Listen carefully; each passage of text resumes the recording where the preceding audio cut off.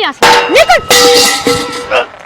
सारा दिन घर में एक ही काम होता है, दूध लाने का। अब वो भी तेरे से नहीं लाया जाता, उसके लिए भी बहानेबाजी चल रहे हैं। ऐसे नहीं खिलाने वाली मैं रोटी तेरे को। बेटा रोज मैं ही तो दूध लेकर के आता था। 2-3 दिन से मेरी तबीयत खराब है, मुझसे तो चला भी नहीं जाता, मैं कैसे दूध लेके आऊंगा। तेरे ये बहाने और ड्रामेबाजी रोज रोज नहीं चलेंगे, तुझे हराम की खाने की आदत पड़ चुकी है। मैं तुम्हारे बाप की उम्र का हूँ और तुम मुझसे कैसे बात कर रही हो। बाप की उम्र का है ना, तभी तुझे यहाँ फ्री फोकट में खाना खिला रही थी, नहीं तो अब तक तुझे घर से बाहर निकाल देती। लेकिन आज है ना, हद हो चुकी है।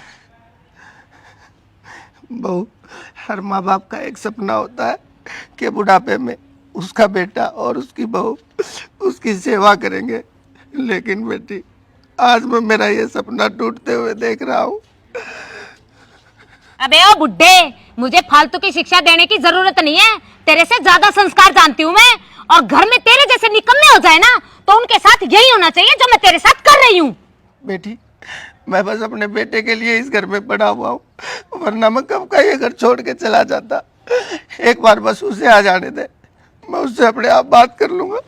एक कदम भी घर के अंदर नहीं, निकल यहाँ से। अरे शर्म नहीं आई? बाप जितनी उम्र के आदमी को धक्के मार रहे हो, डूब के मर जाओ कहीं। अबे ओए माइती, तुझे नहीं पता ये बुड्ढा कितना खड़ूस है, इसने हमारी जिंदगी आराम कर रखी है। बहुत अच्छी बात बेटा, जब इंसान जवान होता है ना तो अपनी जवानी का जोश होता है। अरे कभी उन घरों में जाके देखा है जिन घरों में बुजुर्ग नहीं है, बुजुर्गों का साया नहीं है। अरे अपने आप को भाग्यशाली समझो कि तुम्हारे घर में बुजुर्गों की छत्र छाया है, लेकिन तुम जैसी जनरेशन इनकी इज्जत करना नहीं जानती। इस पे ज्यादा ही तरस आ रहा ना, तो इसको अपने साथ ले जाओ, पता चल जाएगा कैसा डीठ है ये बुड्ढा। ले जाऊंगा, अभी इंसानियत मरी नहीं है, इंसानियत जिंदा है। और लेकिन तुम देखना तुम्हारा असर क्या होगा, ऊपर वाला है ना, सब देख रहा है।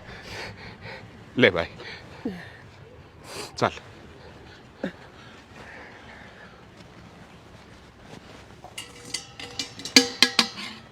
राजीव,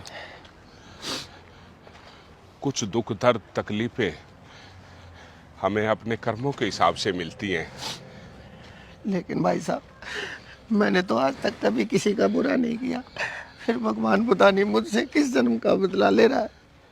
कोई नहीं, सब ठीक हो जाएगा, किसी बात की चिंता मत करो और इसे अपना ही घर समझो। ठीक है भाई साहब।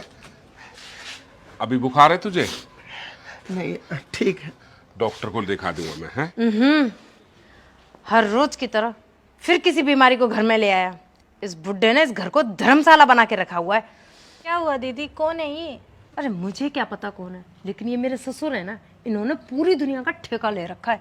हर रोज किसी ना किसी को घर पे ले आएंगे और फिर कहेंगे बहू अदरक वाली चाय बनाना। परेशान करके रख रखा है मुझे तो। बहू बेटा 2 कप अदरक वाली चाय बनाना। मामले में मैं बहुत भाग्यशाली हूँ कि मेरे बहू और बेटा बहुत अच्छे मिले हैं मुझे। धन्यवाद बेटा, सही कहते हो भाई साहब। बेटा, हाँ बाबूजी। ये तुम्हारे अंकल हैं और आज से ये हमारे साथ ही रहेंगे, तो इनके लिए भी खाना बना देना।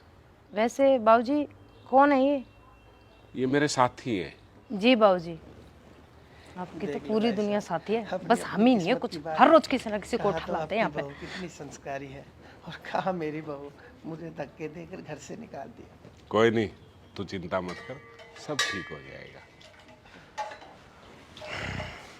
यार अर्चू, 1 कप चाय मिलेगी? थोड़ा थक गया हूँ यार। थके तुम नहीं हो, थक तो मैं गई हूँ। अरे क्या हुआ?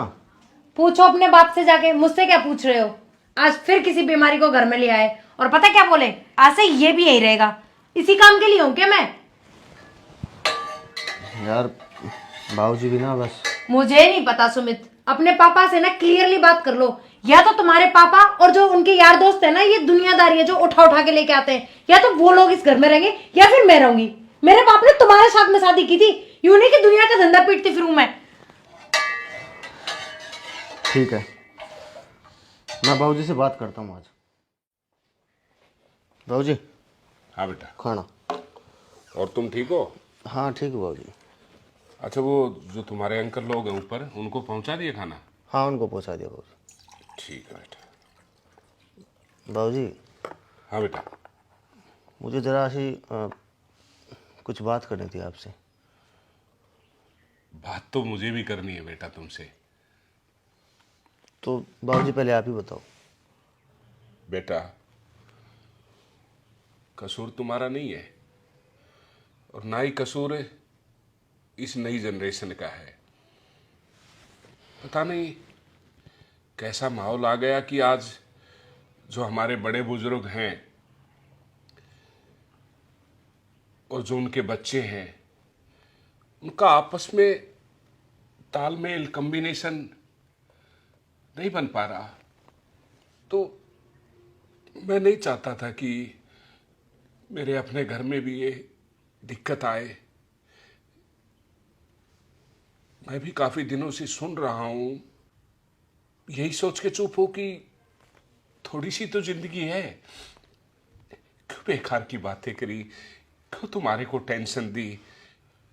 मैंने ये देखा कि मेरे अलावा और भी ऐसे हैं जो अपने परिवार के साथ अपने आप को सेट नहीं कर पाए, जिसमें मेरे साथी हैं, मेरे हम उम्र हैं। साथियों के साथ एक साथ रहो। हाँ बाबूजी, ये तो बहुत ही अच्छी बात है आपकी। इसीलिए बेटा आज मैंने फैसला लिया है कि इस घर को मैं वृद्धाश्रम बनाऊंगा। जितने मेरे साथी हैं, जिनका घर परिवार होते हुए भी आज वो बेसहारा हैं, इससे तुम्हारी माँ की आत्मा को सुकून भी मिलेगा।